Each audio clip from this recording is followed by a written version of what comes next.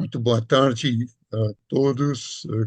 Good afternoon, ladies and gentlemen. We are again in a session of the Permanent Forum on Genocide and Crimes Against Humanity of the University of São Paulo.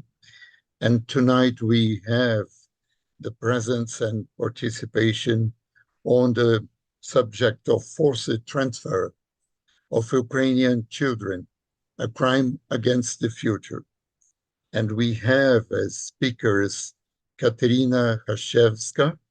She is the legal expert of the Regional Center for Human Rights in Kyiv and a PhD fellow of the Department of International Law, Educational and Scientific Institute of International Relations of the Taras Shevchenko National University in Kyiv. We also have as speaker Anthony Triolo. He is a specialist in international government relations, international development and policy on human rights, rule of law, anti-corruption, and economic development fundraising and external relations, strategic planning, communications, operations, and partnerships at Oxford Executive MBA. We also have the presence of Oskar Slushenko, Minister of the Ukrainian Embassy in Brasilia, and with our thanks, including for the effort you were making, Katerina and Anthony, of it's such a late time for you in Ukraine, but you agreed kindly to have in a suitable time for the Brazilian listeners to take part. So with our thanks, we have the floor, please. I'm happy to go first. Do we want to share the video first? Is there a video? No. I guess we could do it a little bit later. Okay, so I could start with my presentation. Oscar, should I share or should I do it myself? Yes, please, Anthony. Okay. Yes, I assume. Okay. Well, good afternoon and evening. I would like to thank Professor Casella and Capella for inviting me to speak. And I would also like to thank the University of Sao Paulo. Just to give a little bit of further background, I am both the Senior Transitional Justice Advisor and Government Relations Expert at the Partnership Fund for Resilient Ukraine, and I'm also a member of the Bring Kids Back UA Task Force. Now, just to give you a little bit of background, since 2014, Russia has used a range of strategies to undermine Ukrainian sovereignty, with the forced transfer and deportation of children standing out as one of the most troubling. These actions are carried out under coercive circumstances, masked by misleading narratives to evade responsibility. Today, during my presentation, we'll review these practices, examine Russia's justifications, and discuss the legal violations and actions needed to prevent further transfers and to support these children's safe return and reintegration. Now, let's start by looking at the approach Russia has developed specifically targeting Ukrainian children. It's a multi-layered system that forcibly separates children from their families, cutting off their connections to their identities and cultural roots. Russia is targeting two vulnerable groups of Ukrainian children. First, there are children without parental care, often those in social institutions, especially in places like Crimea. Under the guise of better care, they're relocated to Russia, severing their ties to Ukraine. The second group includes children separated from their families in the chaos of conflict, during evacuations or through filtration camps. Many end up in recreation camps or are taken to Russia without parental consent. In both cases, these children are cut off from their roots, making reunification difficult. This is a coordinated effort to strip them of their Ukrainian identity and culture. Now let's take a look at how organized this whole process is. First, Russian forces handle the transport, often with military escorts, moving children deep into Russian territory where it's hard to trace them. Then there are legal steps, granting Russian nationality, changing birth dates, and fast-tracking citizenship, essentially erasing their Ukrainian identity. And finally, there are administrative hurdles that make family reunification nearly impossible. Parents are often left in the dark about their children's whereabouts or face difficult conditions in Russian-controlled areas just to reach them. This is a systematic approach aimed not only at keeping these children in Russia, but at severing their ties to Ukraine permanently. Now, let's dive into the justifications, or rather the lack of viable ones. Russia claims these transfers are for humanitarian reasons or for the kids' safety. But when we look closer, those arguments just don't add up. If we look at the permanent nature of these transfers, Russia's actions make it clear these aren't temporary humanitarian measures. They're designed to keep Ukrainian children in Russia indefinitely. Kids are taken with no intention of returning them, and reunification with their families is almost impossible due to these bureaucratic hurdles, withheld information, and layers of red tape. To make these separation permanent, Russian authorities go even further. They grant these children Russian nationality, alter their birth dates, and fast-track them into Russian adoptions. Each step erases more of their identity. This isn't about protection or care. It's a calculated effort to sever these children's ties to their families, culture, and homeland for good. International humanitarian law permits child transfers only in urgent situations, such as immediate health or safety needs, and requires them to be temporary with full parental consent. Russia's actions violate these conditions. They are prolonged, often forced, and typically occur without parental consent.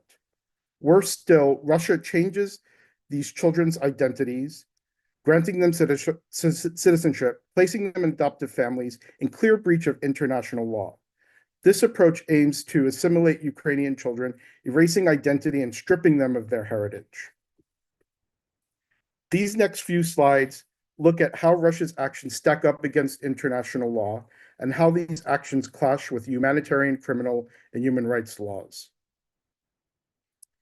This slide highlights what international humanitarian law, or IHL, says about protecting children in conflict zones. The Geneva Conventions grant children special protections. Article 24 ensures their welfare and safety.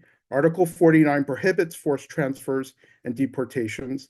And Article 52 protects their right to keep their identity and nationality. By forcibly transferring Ukrainian children, changing their nationality, and giving them new identities, Russia is committing serious breaches of these protections, undermining their core principles meant to safeguard the most vulnerable during war. Under international criminal law, Russian actions may qualify as war crimes and crimes against humanity. The Rome Statutes, Article 8, defines unlawful deportation or transfer of protected individuals, like Ukrainian children, as a war crime, while Article 7 describes forced transfers as crimes against humanity when part of a widespread systematic attack on civilians.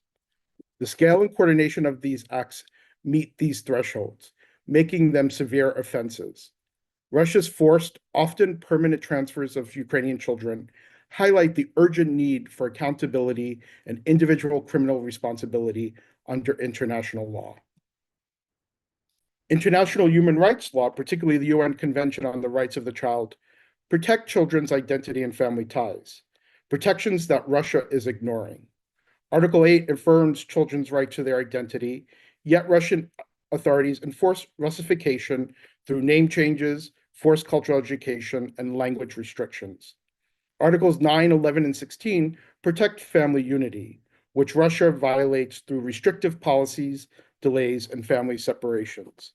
Despite Article 21's ban on illegal adoptions, Ukrainian children are placed with Russian families without proper review, severing cultural ties.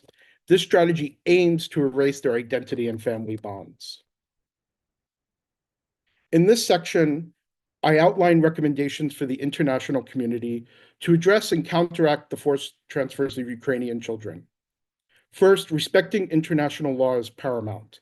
The international community must hold Russia and its allies accountable, ensuring compliance with legal frameworks governing evacuations and child protection. This includes securing guarantees from Russia to prevent these actions from reoccurring. Next, access is crucial. We recommend that the international community negotiate terms for international missions to assess all sites in Russia and other relevant areas where these children are being held.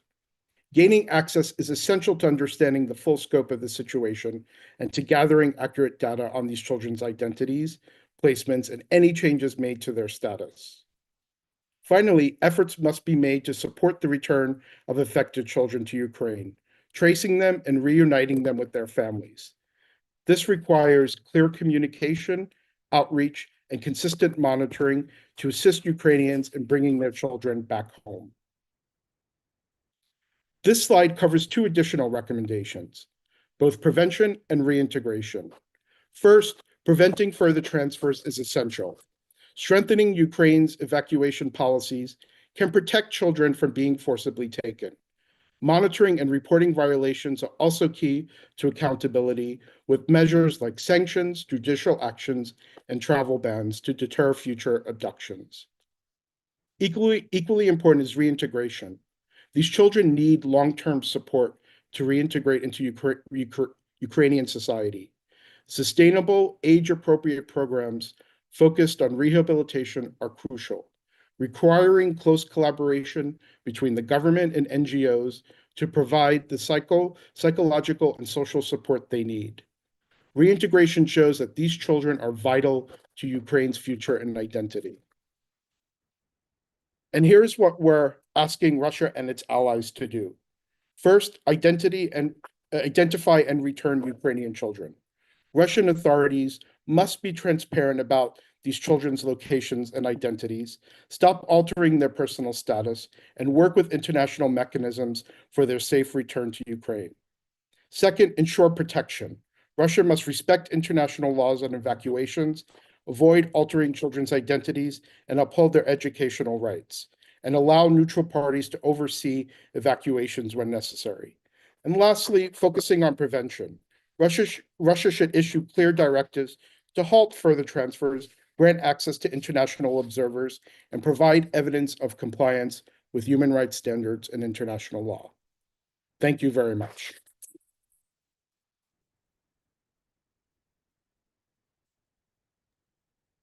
Thank you, Anthony Triolo. Now you have the floor.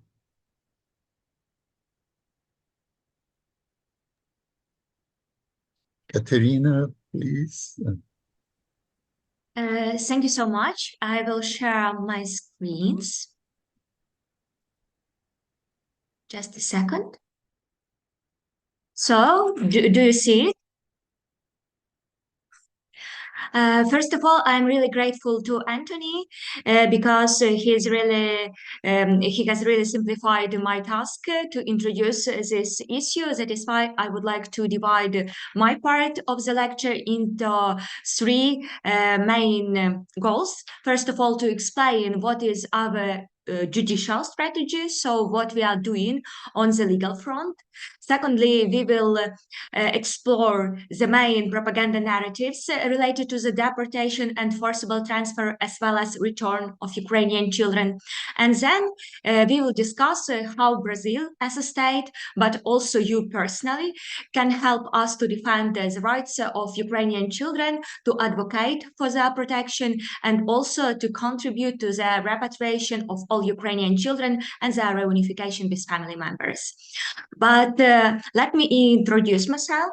because actually I have already defended my thesis, and that is why I'm PhD in international law. And also I am a member of the Bring It Back AI task force, as well as Anthony, and co-author of 4 submissions to the International Criminal Court related to the crimes against Ukrainian children. The first submission was about deportation committed by top Russian officials, including President Vladimir Putin and his Commissioner for Children's Rights, Maria Lvova-Belova. The second one was related to the forcible transfer of Ukrainian children to Russian families for foster care or for adoption. And the third one and the fourth one were related to separate crimes, unreasonable delay of repatriation of Ukrainian children, the displacement of Ukrainian children to the territory of Belarus. So not only Russia and Russian officials, but also Belarusian officials are committing this war crime.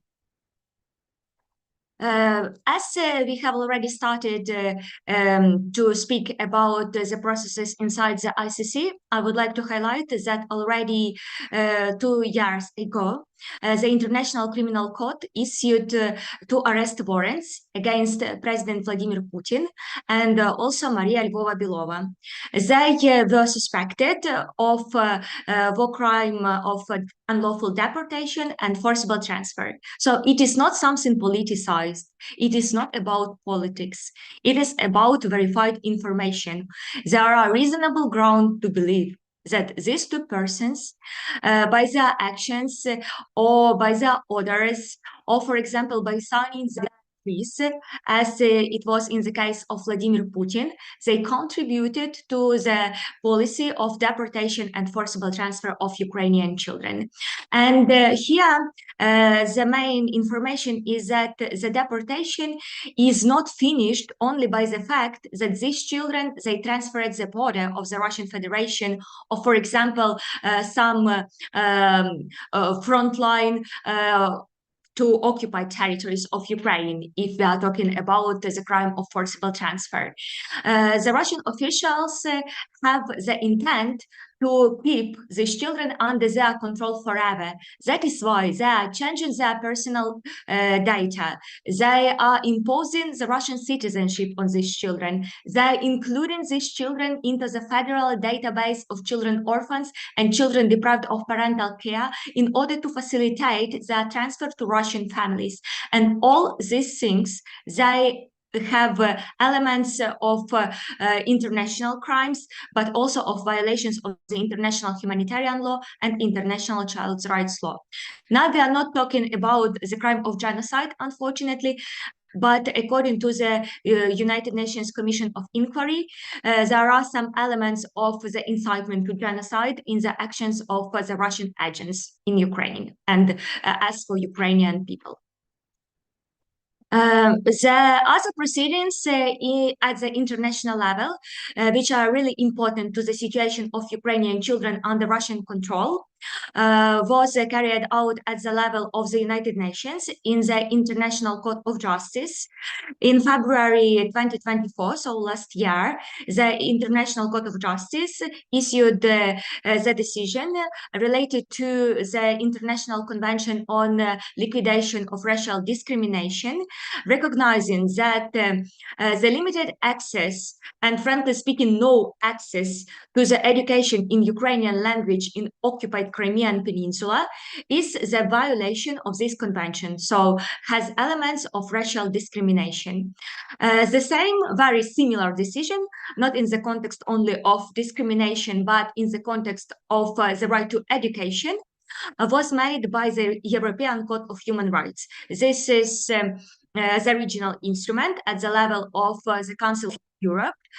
And it is really important that 2 separate courts at the different levels, they recognized the same behavior of the Russian Federation as an occupying power against Ukrainian children as a violation of their rights.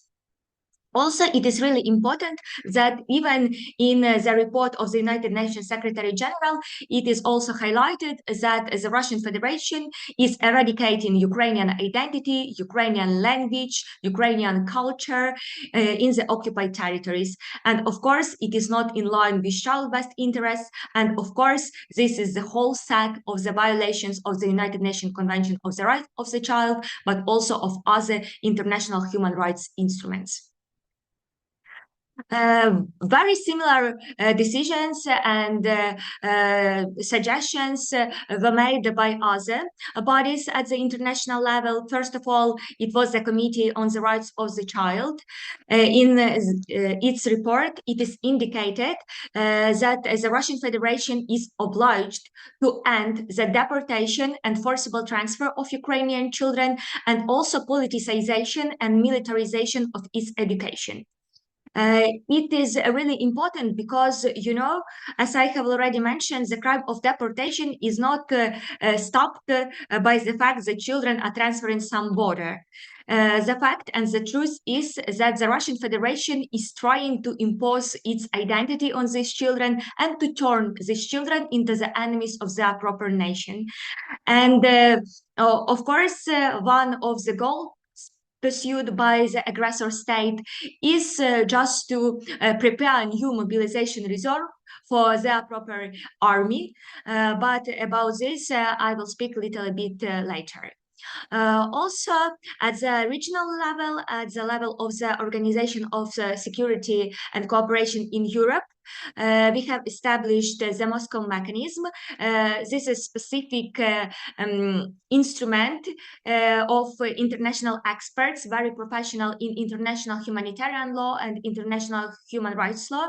And these experts, they prepared a separate report related to the situation of Ukrainian deported and forcibly transferred children. And in their report, it is indicated that only through the deportation and forcible transfer of Ukrainian children, the Russian Federation is violating their right to identity, to education, to culture, to the freedom against ill treatment or torture. And that is why the cumulative effect of all these multiple violations reaches the threshold of inhumane treatment. Now we are trying to prove that all this politicization of education, eradication of identity, separation from families, it is so dangerous and has so negative impact on the child fate that it may be recognized as a mental suffering. And mental suffering has elements of two separate crimes under the Rome Statute. So the crime against humanity and also war crime. I have described the many instruments, legal instruments, judicial and quasi-judicial, used by Ukraine as a state, but also by Ukrainian non-governmental organizations who, like my organization, Regional Center of Human Rights, are working with survivors, children who have been already returned from the Russian control. But why we are doing it? Why is it so important? So, of course, we are talking about the restoration of rights of these people, of young people, and also the restoration of the rule of law. And this restoration is important not only for Ukraine as a state and for these children, but of course for other countries, because now we see how the international law is changing, how the policy prevails under international law. And of course, it is not a good tendency, because in such a world, the force will decide. And of course, we should avoid it. Also, all these proceedings are really good in order to ensure that this situation will not be repeated. And actually, when I am working with children and with their parents, I am always describing that, you know, the international proceedings, they are always too long. This is not for tomorrow that your rights will be recognized as violated. So you should wait. And they are always answering that for them, it is really important that this situation will not be repeated in future, and that is why they are ready to wait. And for them, this is also some sort of contribution to the protection of the rights of other children who unfortunately remain under Russian control. And here I would like to highlight that unfortunately more than 90% of children who were deported only since the beginning of the full-scale invasion, they still be in Russia or in Russian occupied territories of Ukraine. So we have many tasks to do, many goals to achieve in order to guarantee that these children will be reunified with families.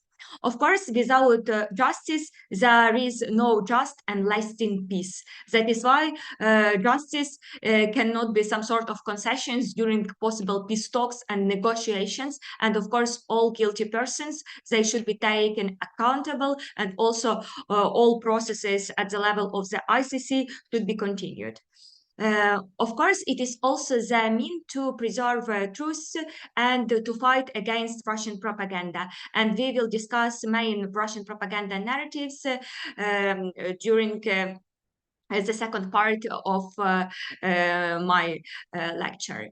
I would like to highlight that this year is really important in the context of proceedings at the level of several bodies inside the United Nations system. The Russian Federation will report in the United Nations Committee on Economic, Social and Cultural Rights, and we saw already its report where the Russian Federation is indicating that, of course, they have not deported Ukrainian children, they only evacuated them, and also all children, they don't want to be returned. This is not the truth, and that is why we should see the recommendations and the idea of the committee as for this situation. And the other body will listen to the Russian Federation this year. It is the body who monitors the implementation of the UNESCO Convention Against Discrimination in Education. Of course, as I have already mentioned, the limited access to the Ukrainian language in occupied territories may be recognized as this discrimination. As for Russian propaganda narratives. On this screen, you can see Maria Lvova-Belova. This is a child ombudsperson in the Russian Federation. And she is repeating several times during her interviews that the vast majority of Ukrainian children came to Russia with their parents or other relatives. And of course, these children do not want to return to Ukraine. And I should tell that partially this is the truth. And really, there are many children who were deported to the territory of the Russian Federation together with their parents. And in order to prove the crime of deportation, it is not the main element of the crime that children should be unaccompanied or separated from their relatives. Actually, it doesn't matter.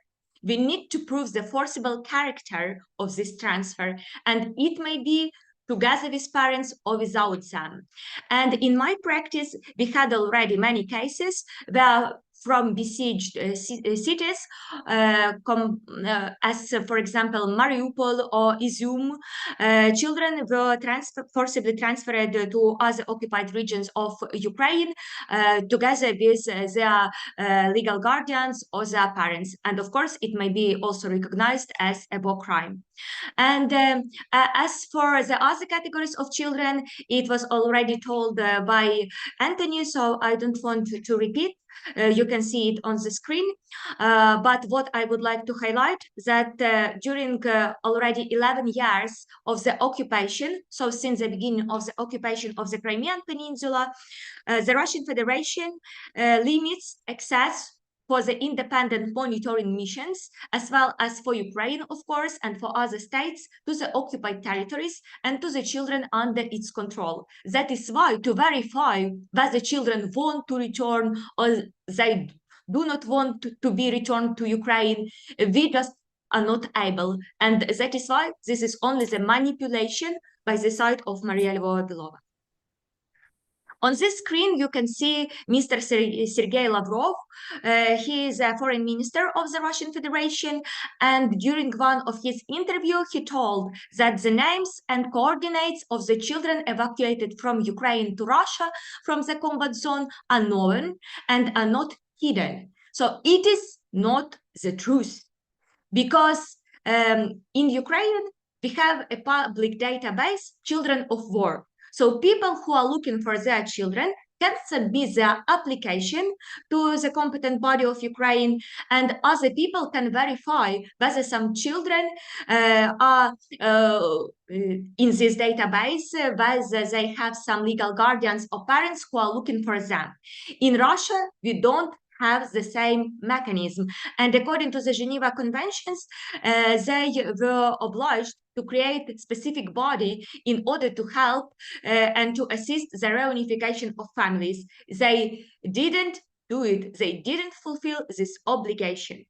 And the fact is also that children who were transferred from Ukraine, who were forcibly displaced from Ukraine to the territory of Russia or to the territory of Belarus or even South Ossetia, this occupied Georgia, they are not permanently in the same place. So they were forcibly transferred somewhere, then they are transferred to other region of the Russian Federation. Then, for example, they are transferred to another region of the Russian Federation to be placed into the Russian family. So this process is ongoing, and that is why the identification of these children is very, very difficult. Ukraine has not received any list with the names of the so-called evacuated children by Russians. So that is why this is not the truth. This is only manipulation and propaganda. On this screen, you can see Kravtsov Sergei. He is the Minister of Education of the Russian Federation, and he told that school children will continue to study the Ukrainian language, following the example of how languages are taught in the national republics, subjects of the Russian Federation.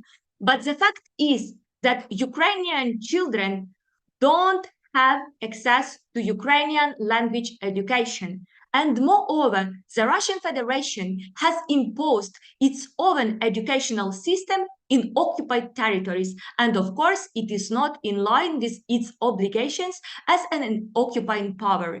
And that is why it was recognized as a violation of the Convention of Liquidation of Racial Discrimination by the ICJ. The last but not least, you know this person. This is Russian President Vladimir Putin, and he told that educating young people in the spirit of patriotism is extremely important. I will not read this till the end. You can do it by yourself. I would like just told that under the Russian patriotism is hidden the concept of, of this duty to serve into the Russian army. Also is hidden the loyalty to the aggressor state and to the occupying power.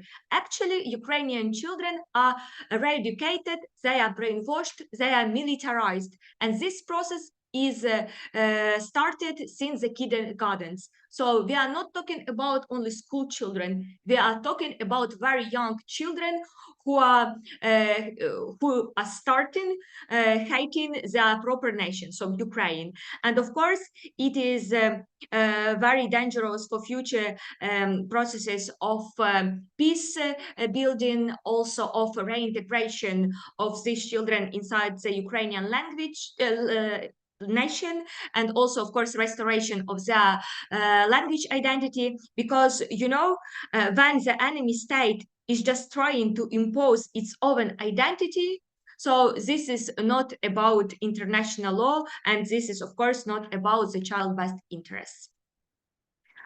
I would like to finish my part of the lecture with practical steps, how we can help to return Ukrainian children, especially when we are talking about the role of Brazil. Brazil is a very big country and also the country who has its own role inside the United Nations at the regional level, and of course in the cooperation with the Russian Federation. We all know about BRICS, and of course the role of Brazil should not be underestimated. For us, it is really important that the international coalition for the return of Ukrainian children will be joined by Brazil, but we also understand that if no, Brazil can play the role of the mediator in the process of repatriation of Ukrainian children, as now it is done by Qatar and by Vatican. Also, of course, for us, it is really important as Brazil is a member of the International Criminal Court. So for us, it is really crucial that Brazil respects its international obligations under the Rome Statute. So no Putin in Brazil without fulfilling all obligations on the arrest of this person because he has arrest warrant issued against him. Of course, at the level of the ICC, we may build the whole system of compensation and rehabilitation of victims of the deportation and forcible transfer. It may be done through the ICC Trust Fund. This is also some part of the role of Brazil in future. For us, it is really important that more people in Latin America and also in Brazil know about the situation of Ukrainian children, about the child deportation, and the role of Brazil, of independent media in Brazil in this process is very valuable. To share experience on the psychosocial recovery and reintegration, it is also one of the means how you can help. We know that Brazil has a very huge system to restore the rights of children who suffered violent crimes. And of course, it may be adapted to the experience of Ukrainian children who suffered international crimes committed by Russian agents. And last but not least, of course, as a member of the Bring Kids Back UA task force, the group of experts who are working on the progressive development of the international child law, it will be very valuable for us to have maybe some academic cooperation and maybe some joint researches related to how we can improve the international system of protection of the rights of the child in order not to help only Ukrainian children. Of course, as a Ukrainian, for me, it is the most important part. But of course, to help other children who are in the same situation and in which situation the international law unfortunately demonstrated its inefficiency. So thank you so much. I am ready for your questions. And thank you for your attention. Thank you so much, Katerina Rashevska. And this is very important, not only for the audience today, but also it is being recorded, and your lecture will remain available in the files of the Permanent Forum on Genocide and Crimes Against Humanity of the University of São Paulo. I would like to ask Oscar if we have the video. You can put it on now. І нас забрали віком від 5 до 17 років. Поселили в якусь школу, але ми не знали, що це таке. І від того ми дізналися, що це сиротинець. І я пробув там півроку. Нас розподілили по групам і почали розводити по класам. Розказали, що да як. На слідчий день ми вже ходили на уроки. Уроки там були на руському язику. У нас в кімнаті жило 10 чоловік. І воно там кімната, вона вся обдерта, кроваті якісь желізні, сіток якихось. І покриті просто якимись покривалами. Не матрасів, ніде нічого. З їжею там були проблеми. Кожного дня одне й те саме. Перловка, тушонка, там, компот якийсь, не знаю, з чого він зварений, і сухарі якісь. З тих пір, коли я бачу перловку, мене після неї нудить, і я її не їм тепер. Нас вивели на вулицю на 5-10 минут і то гуляли біля воспитателя. Коли я говорив українською, вони казали, щоб я балакав на російській, а я як балакав на українській, так і продовжав балакати на українській. У нас заходів таких, як то не було. Ну коли саме головний там вояка якийсь там приїжджав, нас заставляли одягати російську форму і по утрам видавали тексти і заставляли співати гімн. Я ті тексти брав, і рвав і викидав. Вони мені постійно говорили, що ми тебе віддамо в руську прийомну сім'ю, ти вже назад додому не попадеш. Назад тобі вже дороги не буде. Я дуже переживав, що з батьками, чи вони живі, чи батько повернувся додому, чи ні. У мене був друг Діма, мій однокласник, і в нього був телефон. І він прибіг, сказав, що наші мами нас скоро заберуть. І він дав телефон мені і сказав, нас дзвони. І я подзвонив мамі, і спросила, це хто? Кажу, це я Артем. І вона розплакалась і сказала, що скоро заберемо. Через 4 дня заходить директор і каже, спустіться вниз, і там стоять наші батьки, мама. І ми, коли їх побачили, ми одразу підбігли, почали обніматися і плакати.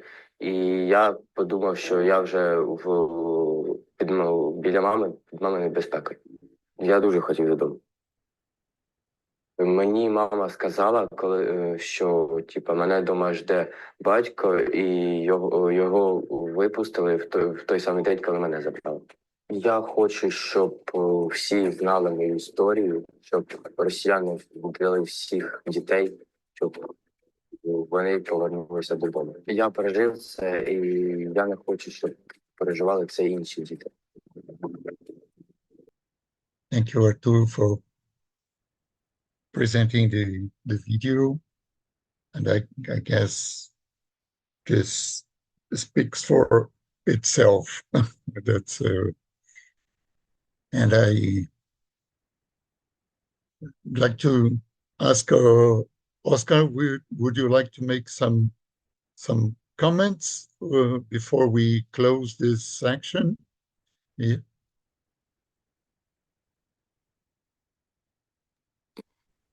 Everyone,